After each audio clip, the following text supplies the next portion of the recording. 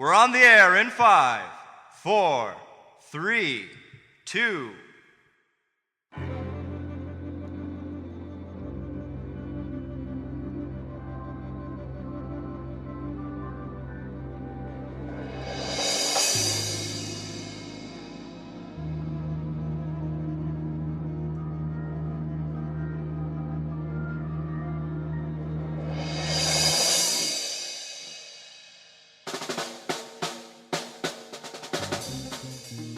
Ladies and gentlemen, welcome to WBFR Playhouse of the Air.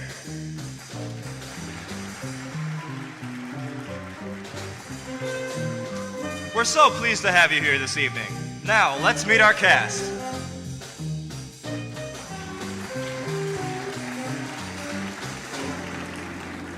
WBFR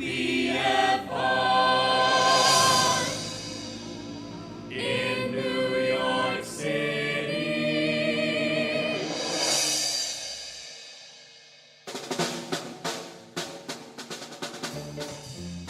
Ladies and gentlemen, our first actor is a 3-year veteran of WBFR Playhouse of the Air and the famed voice of Hubner from the popular Hubner and Leo series. Please put your hands together for Mr. Nathaniel Gray.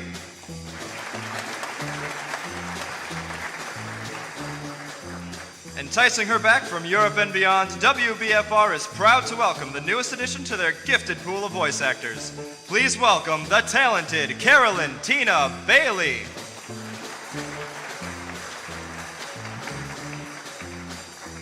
New Jersey's native son, our next actor has just come back from an extended USO tour overseas. You New Yorkers will remember him as Gaylord Revenal from the Broadway production of Showboat. Please welcome Mr. Jerome Zimmerman.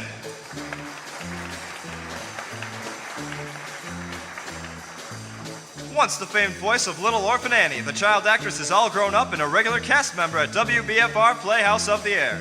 We could not be more proud. Please put your hands together for Miss Elsie St.Claire.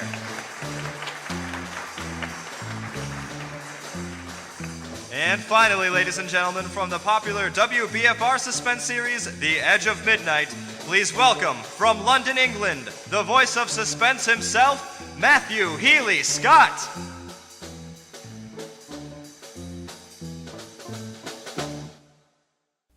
Good evening. Tonight, WBFR Playhouse of the Air and our sponsors present a trio of tales of suspense and murder entitled Vintage Hitchcock. Each week at this hour, we invade your living rooms, provided your radio holds up, and bring you dark stories of the strange and unusual, grim and compelling yarns culled from the four corners of the world, bringing murder back into the home where it belongs. Our first story tonight is a homey little tale of intrigue, suspicion, and murder. We bring you 3 tales immortalized on celluloid by the master of suspense, Alfred Hitchcock. The Lodger, Sabotage, and The 39 Steps. As you can see behind me, our cast is a rather small one and threatens to get smaller with every passing moment. The newspaper headlines scream of a killer on the loose, whose 5th victim has just been discovered. This killer goes by the pseudonym of the Avenger. Our story is entitled The Lodger and takes place in London in 1888. As we begin, we are introduced to Ellen Bunting and her husband Robert, a couple with rooms to let in their modest home in the Whitechapel district. And now, The Lodger.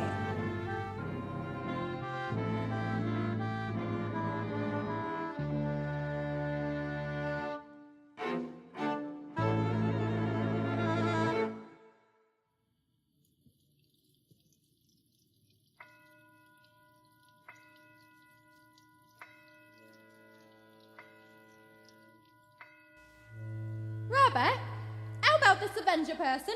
You know, he could be the person standing next to you or the man you bump into. It's a terrible thought. Yes. If only the police had something to go on. It looks like the Avenger is just too quick for him. But look here. It says this girl he got last night was like all the others. Pretty, blonde, and she had just come from that musical. Exactly like all the rest of his victims. And let's see. Described by her friends as a very light-hearted girl. What a pity. Helen, did you ever stop to think who fits that to a T? In fact, it fits all those girls' descriptions perfectly. Our own Daisy. Oh, well, that's a pretty thought, Robert. Well, maybe it's a good thing she's with her aunt instead of here. London isn't a safe place for any girl right now. It's just the same. I can't help thinking how fine it would be to have her here with us. Well, there's no sense in even talking about it. We just can't afford it. Oh, I know that, Helen. But I hope we could manage it some way. How? Haven't I scrimped myself off crazy trying to keep us going? But you don't care about that, do you? No, your Daisy's more important to you than I am. Oh, now, Ellen, that don't sound like you. Well, I can't help it if it don't. What are we going to do? We'll get along, dear. Something will turn up. We haven't had a lodger for months. Nobody even comes to look at the rooms anymore. Things will work out, my love. They ain't never gonna work out. Soon enough, we won't even have a roof over our heads. Oh, I'm sorry, Robert. I didn't mean to go on, so... Oh, I know you didn't, dear. It's all right. I didn't think. It's just that I've been so worried. Oh, don't you go worrying another second, old girl. Well, first thing you know, you won't be pretty anymore. Your hair will start to fall out. Your face will be all wrinkled. Oh, come here, you. Come on, give me a hug. Come on. Well, Robert, who do you suppose that could be? Awful late for visitors. Do you think it should be somebody looking for a room? Oh, well, it might be. Oh, I wish it were. Then you could have your Daisy back. You want me to go to the door? No, I'll go. You just stay here. Well, all right. Now, be sure you get a good look at him before you let him in the door, dear. Oh, I'm coming. Good evening, sir. I saw your sign. It says you have a room to rent. Yes, sir. Yes, please. Won't you come in? Thank you. It's all red night out there, isn't it? Coming down in sheets. Might I take your cape, sir? No, thank you. Now I'm looking for a room. It must be very quiet. Oh, we have that, sir. Just that. Above all our houses. Quiet. Fine. Your bag, sir. May I take it? I'll hold it. Do you have any other bags? Just the one.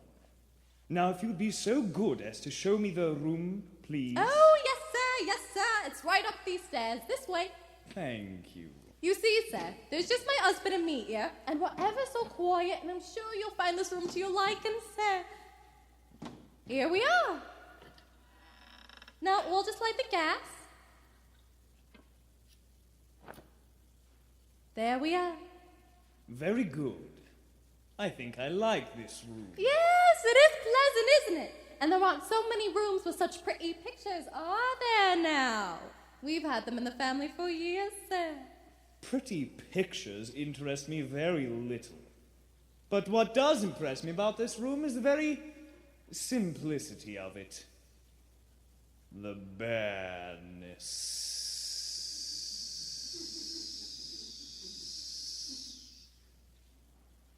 Yes, sir! It's not crowded at all, yes. It would be quite suitable, Mrs. A bunting, sir. Mrs. Bunting. You see, I do a great deal of studying in my book here. Yes, sir, and please let me help you with your bag. No! Don't you touch it. Well, I only wish to help. Forgive me, Mrs. Bunting. It's just that I'm quite weary. I'm very tired. See, I do a lot of studying. Oh, yes, of course, sir.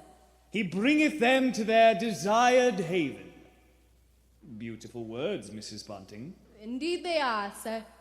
And now, at last, I have found my haven of rest. Yes, sir, then you'll be taking the room. Let us see now. What are you going to charge me? I shall be staying in most of the time. I shall be wanting meals. Oh, we can see to that, sir. Now, Mrs. Bunting, if I pay you 42 shillings a week for this room, is that satisfactory? Oh, boy, yes, that would be quite all right. Good. and I shall pay several weeks in advance. My name is Sleuth. Mr. Sleuth. Sleuth. Think of a hound, Mrs. Bunting, and you'll never forget my name. And here are your 42 shillings. Thank you, sir. Thank you. And I think I shall enjoy a light supper now, Mrs. Bunting. Just bread and butter, perhaps. Could you arrange that? Certainly, sir. We'll do that now. And if you've been requiring any beer or spirits... Certainly not! Oh, sir, what did I say? I thought you understood me, Mrs. Bunting, and I'd hoped that you and your husband were abstainers. But we are, sir. We don't keep nothing about. I would have had to go out. Of course. Of course. I'm sorry, Mrs. Bunting. I don't wish you to think me rude. You've been so kind and considerate. Oh, I hope I know a gentleman when I see one. Thank you. Thank you very much. Now, I'll just hurry along and get your supper.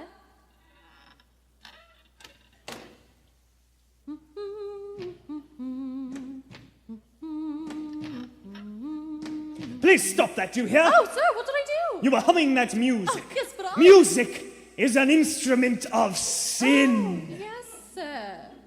And you did tell me, Mrs. Bunting, that your house would be absolutely quiet. Oh, but it is, sir. I didn't mean any harm, sir. Believe me. I believe you. I'm sorry I spoke sharply.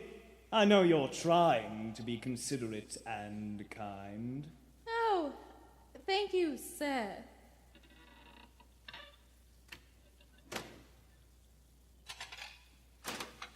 So he took the room at 42 shillings a week? Yes, in advance. You know, Ellen, it's wonderful. Do you realise what this means?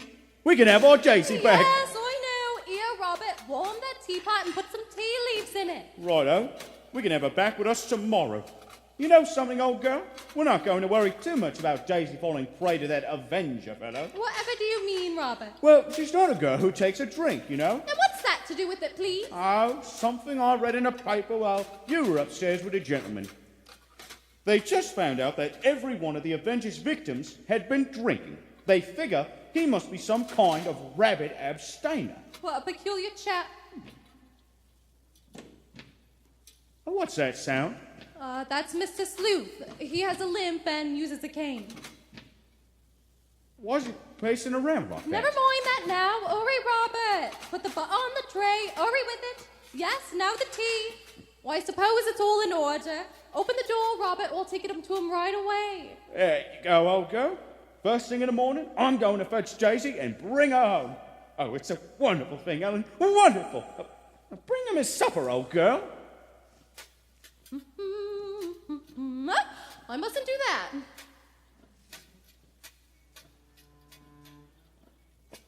Let not thy mind be drawn away in her ways, neither be thou deceived with her paths. For she hath cast down many wounded, and the strongest have been slain by her. Mr. Sleuth? Mrs. Bunting! Oh!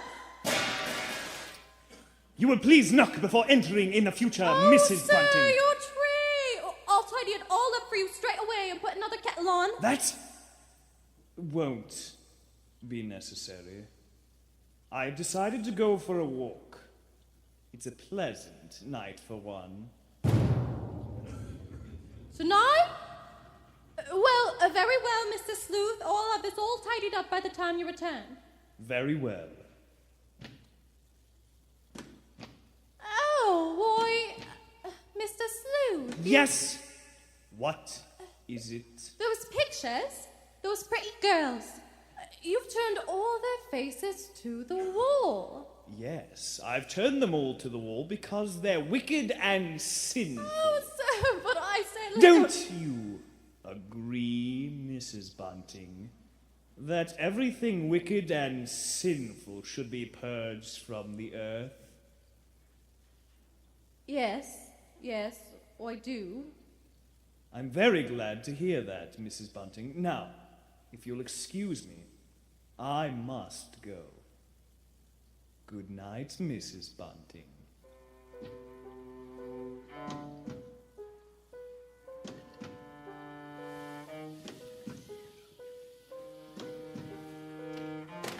Ellen rushed to the window to watch as Mr. Sleuth moved off down the street, his single bag in hand and his black cape swirling about him.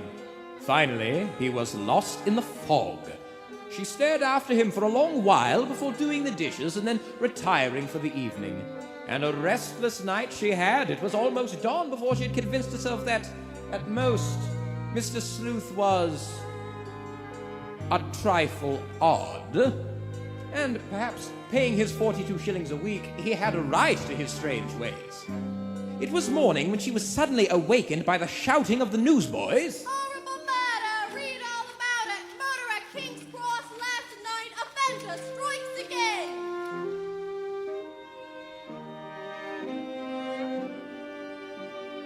Ellen was a little frightened to meet our lodger the next morning. She couldn't quite understand her uneasiness in his presence. Why, the lodger's sudden arrival promised to save their household, but where did he go at night, disappearing into the London fog?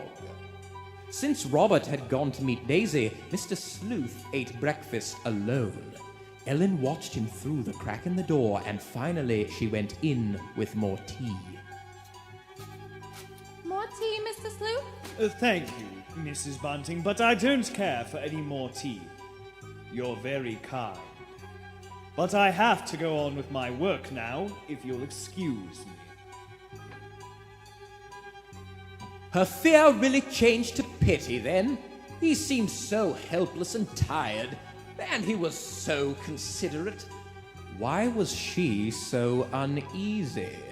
It must be all that talk of the Avenger and the horrible murders on everyone's lips. This man couldn't be a murderer. It was all a coincidence. Besides, she couldn't afford to lose those 42 shillings a week. Around 10 in the morning, Mr. Sleuth left the house, and Ellen decided to go upstairs and have a look about his room. She had to find out what he carried in his one piece of luggage. It wasn't a bag.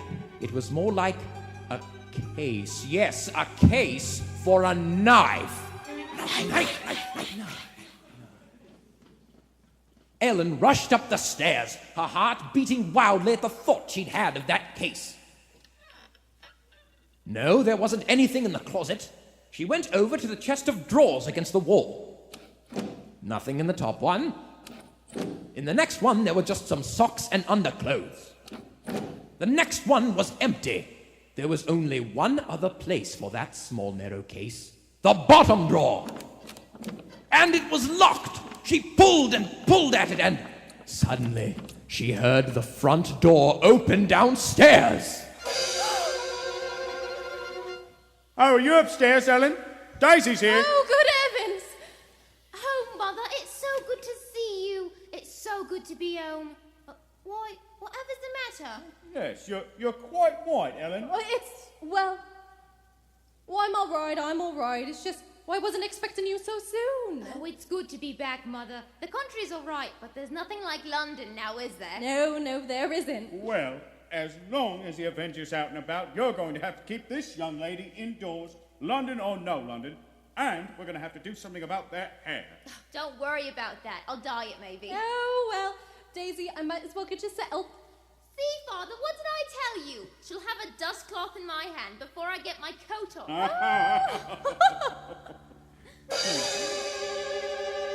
Mr. Sleuth. What are you all doing in my room? We were just leaving, sir. I require privacy, Mrs. Bunting. I thought I had made that clear. You did, Mr. Sleuth, you did. From now on, Mrs. Bunting, I shall keep my room locked. Oh, but you see, sir, I was just tidying up a bit, and Mr. Bunting, he brought our daughter home. She just arrived. This is Daisy. Pleased to meet you, sir. She's been away for quite a long while, you see, Mr. Sleuth. And we've all been a bit excited, you might say. Yes! You were probably surprised to hear us laughing and carrying on. Yes. Yes.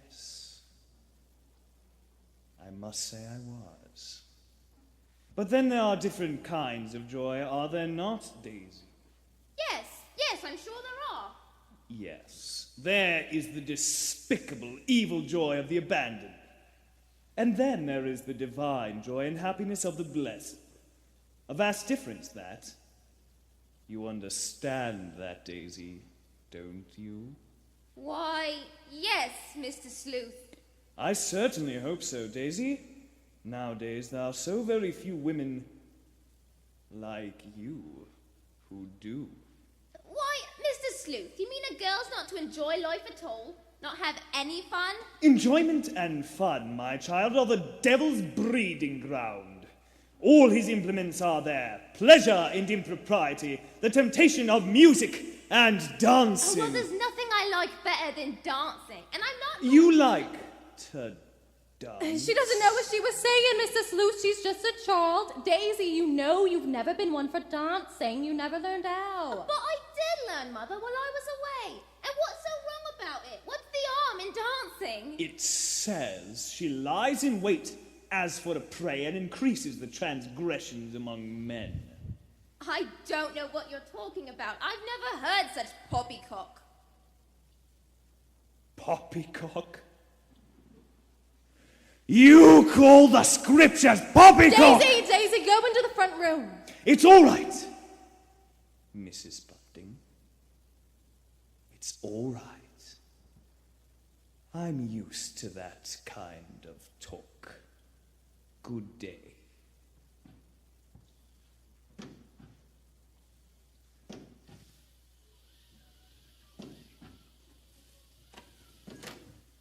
He is a queer one, all right. But such a gentleman, too. It is because of the rent Mr. Sleuth is paying that we are able to have you home, my Daisy. Well, in that case, I suppose he's not so bad after all. But he is. What? Ellen! Daisy, I do not want you to be alone with Mr. Sleuth. Will you promise me that, Daisy? But why should I make such a promise? What's come over you, Ellen? Nothing. My nerves, I'd imagine. Perhaps I'll go out for a while and get some air.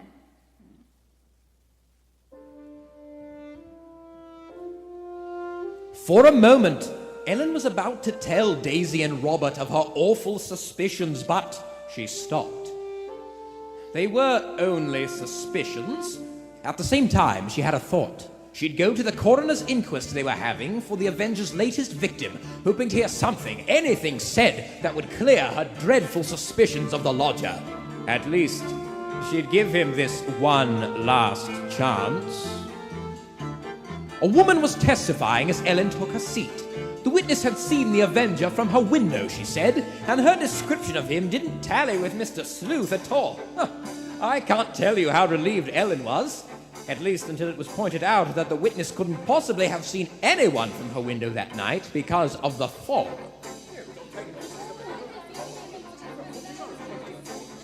Then, the next witness, a Mr. Cannot, was brought to the stand. Ellen leaned forward anxiously as they swore him in and began asking questions. You say, Mr. Cannot, you are positive you saw this man? I'm positive, sir. It was only a few moments before the murder that I saw the Avenger. Describe him. Well, he wore a black cape, and he was very gaunt looking. He walked with a bit of a limp, and he carried a cane. Oh, and he was carrying a small handbag. A handbag? No, yes, sir, a small, narrow handbag. Such a one as might contain a knife. Order, please! Silence in the court! Proceed, Mr. Cannot. Well, he seemed an educated man, I judge, but quite mad. And what do you mean by that? Well, as he emerged from the fog, he was talking aloud to himself. Sounded as if he was reciting scriptures from the Bible. There was no doubt of it now. Ellen was certain that Mr. Sleuth was the Avenger. Running and walking, somehow, as the nightmare of terror grew bigger and bigger inside her, she made her way toward home. She saw her husband Robert, and one thought hit her clearly. Daisy must be home alone with the Avenger! Robert! Ellen, what is it? Robert, where's Daisy? What, she's at Madame Tussauds Wax Museum. Whatever is she doing there? Oh, the lodger, Mr. Sleuth, he invited her What? there. Our lodger! He's the Avenger! Ellen, whatever are you saying? Listen, Robert, listen. Mr. Sleuth is the Avenger. I am 100% certain of it. And I'll let Daisy go with him. Hurry, Robert, hurry. To Madame Tussauds. We've no time to spare. Racing as they'd never before, Ellen and Robert rushed through town and toward Madame Tussauds. They searched madly through the museum until there was only one place left to look. The Chamber of Horrors. Listen, it says here that these are actual death masks of some of England's most notorious killers. I'm afraid I find this section of the museum all a bit too ghoulish for my taste. Suppose we return to see the Last Supper again? Oh, come on now. Don't you like a nice fright every now and then? Do I frighten you, Daisy? Daisy? Daisy? Daisy, where are you? Why, that's Mother and Father. I'm in here. Daisy! Oh, where is he? Who, Mother? Where's Mr. Sleuth? Oh, why, I'm not sure where he's gone. He was right here. Oh, there he is. Oh, stop! No, Daisy! He's the Avenger! What? Mr. Sleuth is the Avenger.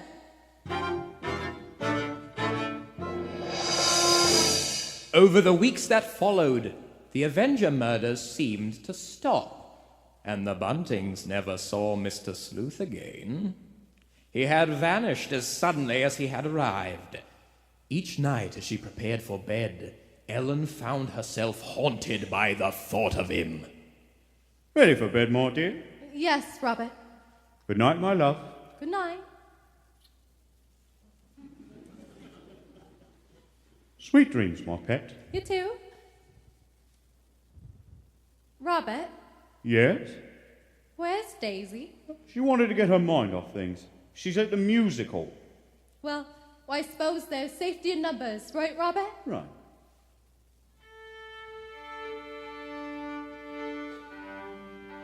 How many, miss?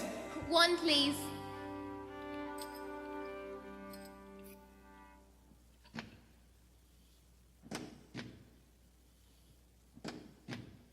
How many, sir? One, please.